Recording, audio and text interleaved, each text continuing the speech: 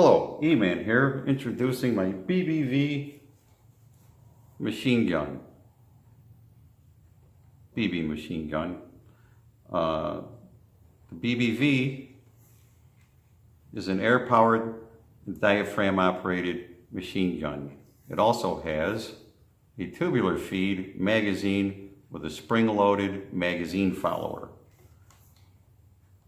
The V in BBV stands for BB valve because the BB is actually the valve body that drives the operation of the diaphragm. The diaphragm is right inside this housing here, and this diaphragm flutters up and down during its operational cycle. There's a pin attached to this diaphragm. So the way it works is no BB in the barrel. The fast-moving air running through the barrel creates a vacuum, and the vacuum pulls the diaphragm up. When the diaphragm comes up, the pin punches the lead BB out of the magazine through the feed port and into the breech.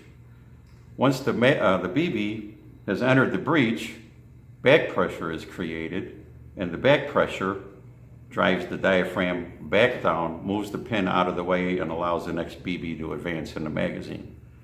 So in this way, only one BB fires at a time. It gives a regulated rate of fire, which is generally based on the length of the barrel. This one has a 20-inch barrel and fires whatever you think. It's about between 400 and 500 rounds a minute, I would say, BBs per minute.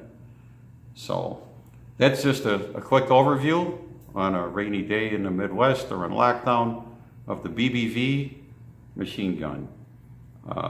I'm not interested too much in answering questions at this point. It's mostly throwing it out there to see what kind of interest I get. So those of you in the BB machine gun, spud gun communities, forums and whatnot, drum up some interest, and I'll go into more detail with another video and break her down for you and show you the guts in more detail on how it works in fabrication. Thanks for watching. See ya.